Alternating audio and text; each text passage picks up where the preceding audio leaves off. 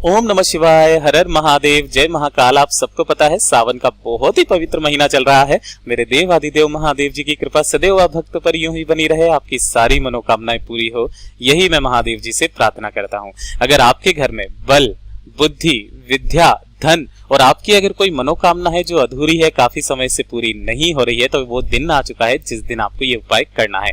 मात्र आपको शमी के 3 पत्ते लेने होंगे और आप जो मांगोगे वो सब कुछ मिलेगा। बताऊंगा पूरा उपाय, परंतु उससे पहले आप सबसे एक छोटी सी गुजारिश करूंगा। जो लोग पहली बार आए हैं, चैनल को सब्सक्राइब जरूर करना, वीडियो को लाइक करके महादेव जी का कोई सा भी प्यारा नाम कमेंट बॉक्स में लिखना मत भूलिएगा।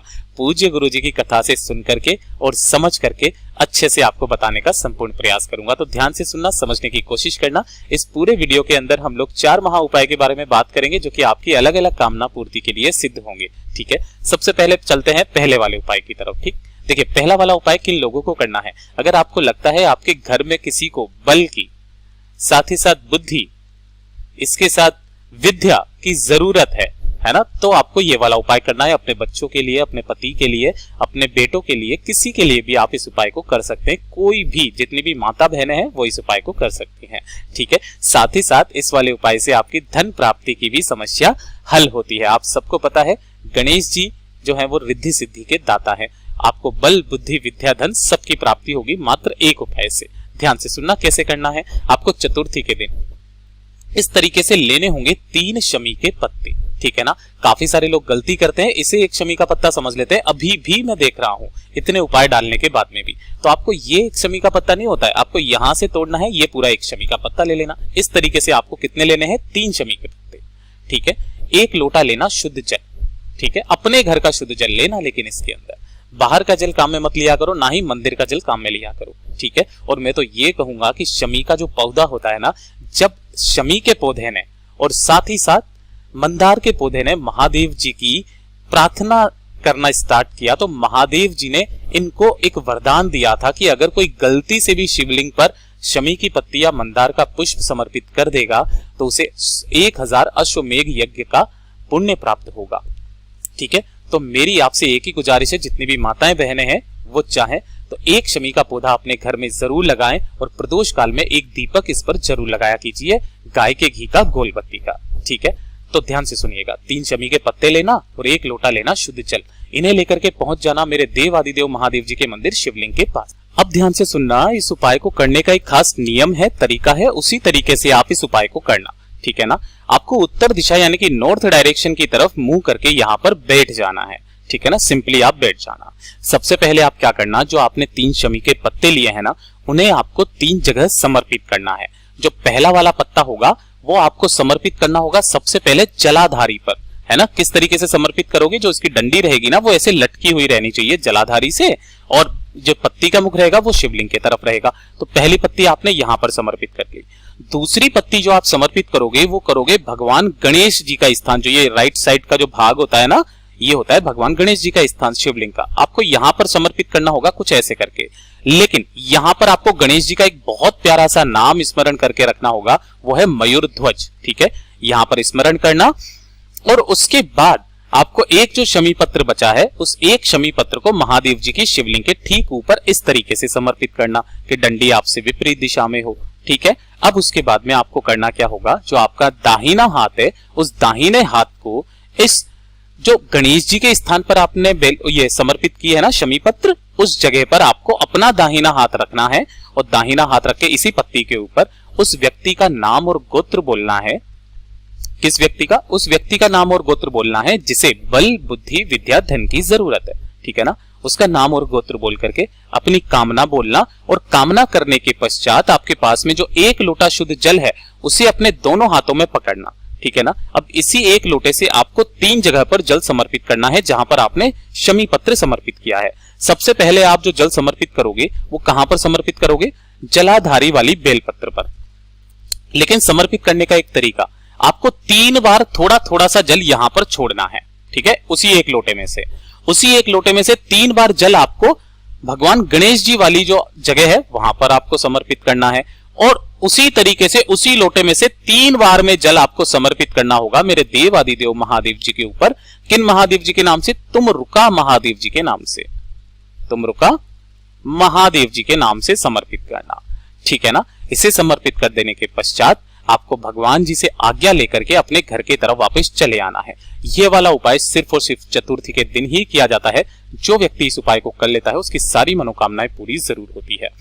ये तो हो गया पहला उपाय। अब बात कर लेते हैं दूसरे वाले उपाय की तरफ, ठीक है। देखिए दूसरा वाला उपाय क्या है कि अगर आपके जीवन में बहुत ज्यादा कष्ट है ना, परेशानियां हैं, आप परेशान हो चुके हो, कुछ ना कुछ भी अच्छा आपके जीवन में हो ही नहीं रहा है ना, कोई ना कोई परेशानी आती जाती रहती है, आप जिस कार्य में हाथ डाल रहे हो सफलता मिल ही नहीं रही है, तो आपको ये छोटा सा उपाय करना होगा। ध्यान से सुनना। इस तरीके से आपको देसी दुर्वा लेनी है ना। काफी सारे जो व्यक्ति होते हैं ना वो इस वाली दुर्वा को बता देते हैं, भैया ये वाली दुर्वा नहीं होती है, आपको कौन सी दुर्वा चाहिए, ऐसी वाली जो देसी घास दूब होती है। और ध्यान रखना कि इस देसी घास दूब में आपको 3 गांठों वाली दुर्वा देखनी है। 3 गांठें कैसे देखोगे, देखो एक गांठ ये है ना, तो यहां से 2 पत्ती जा रही होगी, एक गांठ यहां पर है, यहां से पत्ती जा रही होगी, एक गांठ ये है, यहां से पत्ती जा रही होगी, ये होगी 3 गांठ वाली दुर्वा, ठीक है ना। ऐसी 3 गांठ वाली आपको दुर्वा लेनी है। कितनी आपको लेनी होगी, 21 दुर्वा, ठीक है। उन 21 दुर्वा को आपको इस तरीके से बांध लेना है और लास्ट में यहां से जो बांधोगे ना वो किसी भी मोली या लाल धागा कलेवा जो भी हो ना उससे आपको बांध लेना है। इस तरीके से गट्ठर बना लेना, ठीक है ना। और इस गट्ठर को लेकर के पहुंचना, साथ ही साथ 1 लोटा शुद्ध जल और ले लेना, अपने घर का महादेव जी के मंदिर शिवलिंग के पास जाना, ठीक है। यहां पर आप क्या करोगे, सबसे पहले आपको उत्तर दिशा यानी कि नॉर्थ डायरेक्शन की तरफ मुंह करके बैठ जाना है, ठीक है। सबसे पहले आपको 1 लोटा शुद्ध जल मेरे देवाधिदेव महादेव जी के ऊपर समर्पित करना है, लेकिन उसका एक खास नियम है, तरीका है। सबसे पहले जो आप जल समर्पित करेंगे वो गणेश जी के स्थान पर करेंगे। दूसरे नंबर पर आपको षडानंद कार्तिकेय जी के स्थान पर जल समर्पित करना है उसी एक लोटे में से। तीसरे नंबर पर आपको माता अशोक सुंदरी के स्थान पर। चौथे नंबर पर आपको इस वाले जो माता रानी का हस्तकमल है चारों तरफ घुमाते हुए आपको महादेव जी की शिवलिंग के ठीक ऊपर समर्पित करना होगा उस पूरे के पूरे जल को, ठीक है। यहां तक आपने समर्पित कर दिया। उसके बाद में अपने दाहिने हाथ में उस दुर्वा के गट्ठर को पकड़ लोगे और दुर्वा के गट्ठर को पकड़ के आपको करना क्या है, ये जो गणेश जी का स्थान है ना यहां पर आपको टच करवाना है अपने दाहिने हाथ से, ठीक है ना। दूसरा हाथ अपने नीचे लगा लेना, ठीक। इस तरीके से समर्पित करना, यानी कि टच करवा देना, छोड़ना नहीं है। आपको एक मंत्र का स्मरण करना है, ओम गंग गणपतये नमः, ठीक है ना। और फिर इसे उठा लेना, ठीक है। उठा लिया, उसी तरीके से फिर से वापस टच करना, यहां पर छुआना और फिर वापस इस मंत्र का स्मरण करना, फिर उठा लेना, फिर से टच करना, फिर इस मंत्र का स्मरण करना, फिर उठा लेना। ऐसे ही करके आपको टच करवा करके इस वाले मंत्र को कितनी बार पढ़ना है, 17 बार, है ना। जब आप 17वीं बार इस मंत्र को पढ़ोगे तो मंत्र को पढ़ने के पश्चात इसे यहीं पर टच करवाए रखना और अपनी जो भी कामना है कि मेरे जीवन में बहुत ज्यादा दुख है, तकलीफ है, कष्ट है, प्लीज भगवान जी कुछ ऐसा कर दीजिए कि मेरे जीवन के सारे रास्ते जो हैं वो खुल जाएं, कोई भी तकलीफ ना हो, ऐसी कामना करना और इसे उठा करके मेरे देवाधिदेव महादेव जी की शिवलिंग पर आपको समर्पित कर देना है। जो व्यक्ति चतुर्थी के दिन 17 बार इस वाले उपाय को कर लेता है ना उसकी सारी मनोकामनाएं पूरी जरूर होती है, उसके जीवन के सारे कष्ट दूर जरूर होते हैं। ये हो गया दूसरा उपाय। अब बात कर लेते हैं तीसरे वाले उपाय की तरफ, ठीक है। देखिए तीसरा वाला उपाय किन लोगों के लिए है, रोग मुक्ति के लिए। अगर आपको कभी भी कोई भी छोटा मोटा रोग कभी भी कैसा भी हो जाता है, ठीक है ना, तो और जिसको नहीं भी होता है ना उसे भी ये वाला उपाय करना चाहिए। इस वाले उपाय को मैं तो डेली करता हूं ताकि कोई सी भी चतुर्थी ना छूट जाए, ठीक है ना।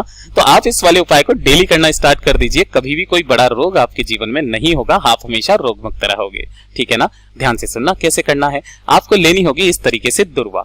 इस वाले में आपको नहीं पता करना है कि कितनी दुर्वा चाहिए, आप कितनी भी दुर्वा ले सकते हो, लेकिन जो भी दुर्वा लोगे ना आपको देसी घास वाली दूब लेनी है ना, देसी वाली दुर्वा लेनी है। इसी के साथ आपको लेना होगा 1 लोटा शुद्ध जल अपने घर का, ठीक है। और साथ ही ले लेना थोड़े से काले तिल। गुरुदेव ने कोई संख्या फिक्स नहीं बताई है कितने लेने हैं, लेकिन थोड़े से लेना है काले तिल। जो आपने 1 लोटा शुद्ध जल लिया है ना इसी के अंदर आपको उन दुर्वा को डाल देना है, ठीक है ना। पहले जल लेना फिर दुर्वा डालना और दुर्वा डालने के पश्चात इसी के अंदर डालना काले तिल। मैं ऐसा क्यों बता रहा हूं, ध्यान से सुनना। अगर आप पहले काले तिल डाल दोगे फिर जल भरोगे और फिर दुर्वा डालोगे तो जब आप समर्पित करोगे ना तो काले तिल लोटे में ही रह जाएंगे, ठीक है ना। तो आप सबसे अंत में काले तिल इस लोटे के अंदर डालना और इस वाले लोटे को लेकर के पहुंचना मेरे देवाधिदेव महादेव जी के मंदिर शिवलिंग के पास। आप चाहो तो ये सामग्री लेकर के महादेव जी के मंदिर चले जाइए, वहां पर उस लोटे के अंदर सब कुछ डाल लेना, ठीक है ना, इतना आप कर लोगे। इतना करने के पश्चात आपको उसी एक लोटे में से जल समर्पित करना है। किस तरीके से, वो ध्यान से सुनना। इसका भी एक क्रम है, नियम है। सबसे पहले आपको जल समर्पित करना होगा भगवान गणेश जी के स्थान पर, ठीक है, पहले नंबर पर। दूसरे नंबर पर आपको जल समर्पित करना होगा कार्तिकेय जी के स्थान पर। तीसरे नंबर पर माता अशोक सुंदरी के स्थान पर, ठीक है। चौथे नंबर पर इसी में से जल समर्पित करना होगा जो नंदी भगवान का उठा वाला पैर है ना, उस वाले स्थान पर। पांचवें नंबर पर जो ऊपर की तरफ मटकी होती है ना महादेव जी के ऊपर, है ना, उसके अंदर थोड़ा सा जल समर्पित करना है, पांचवें नंबर पर। छठे नंबर पर आपको माता रानी के हस्त कमल पर थोड़ा सा जल समर्पित करके और बाकी का पूरा जल मेरे देव आदिदेव महादेव जी के ऊपर समर्पित करना स्टार्ट कर दीजिए। जो व्यक्ति दुर्वा और काले तिल का ये जल चढ़ाना स्टार्ट कर देता है ना, उसे कभी भी कोई बड़ा रोग नहीं हो सकता है। पूज्य गुरुजी ने जैसा अपनी कथाओं में बताया वैसा आसान भाषा में आपको बताने का संपूर्ण प्रयास किया। अगर वीडियो पसंद आया हो तो लाइक जरूर करना, चैनल को सब्सक्राइब जरूर कीजिएगा।